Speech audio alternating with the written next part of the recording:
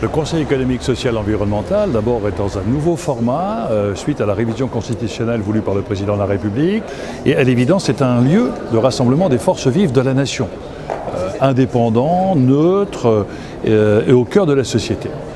Et nous sommes extrêmement sensibles au lancement du débat sur la dépendance, clôturé par le Président de la République, lancé par la ministre des Solidarités, parce que c'est un problème de société. Quel rapport nouveau entre les jeunes et les moins jeunes? Quelle est la place de la personne âgée, très âgée et fragile dans la société? Quels sont les moyens que nous entendons mettre en œuvre pour préserver jusqu'à la fin de sa vie la dignité de la personne humaine? Moi, j'ai assisté à l'ensemble du colloque sur la dépendance et je crois que les principales problématiques ont été posées, pas seulement en termes de financement, alors que c'est une problématique importante pour l'avenir, puisqu'il y a des échéances qui sont proches maintenant, mais aussi en termes d'accompagnement des personnes, accompagnement des familles, des structures d'accueil, c'est un vrai souci dans notre pays aujourd'hui, et puis tout simplement en termes de dignité humaine par rapport à nos personnes âgées. D'abord, on est satisfait qu'il y ait un débat national parce qu'on le réclamait depuis des années. Le fait que le Président de la République s'en soit lui-même saisi est une véritable satisfaction pour tous les professionnels, pour toutes les familles, pour les personnes âgées elles-mêmes qui vivent à domicile ou en établissement. Je pense que ce débat va susciter énormément d'espoir. Ce qu'on espère, c'est que ces espoirs ne seront pas déçus ultérieurement lorsque les arbitrages seront faits. Nos aînés méritent toute la considération.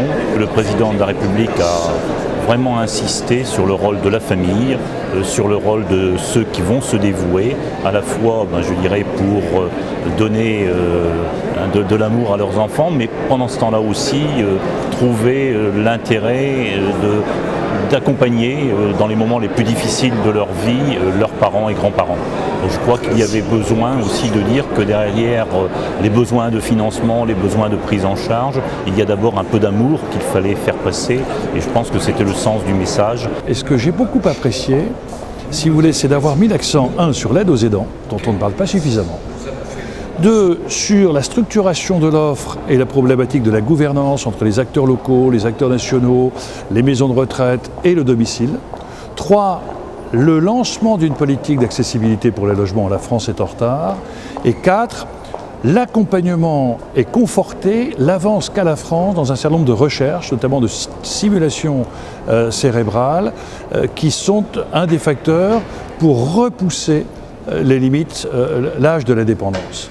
Et je crois que sur ce sujet-là, la France peut avoir un véritable enjeu de société qui peut rejaillir sur un certain nombre de pays voisins. Donc l'engagement des ministres et du Président est pour nous important pour conforter, je dirais, la tenue du calendrier et donner un engagement fort pour que des décisions soient prises à l'issue du processus de concertation.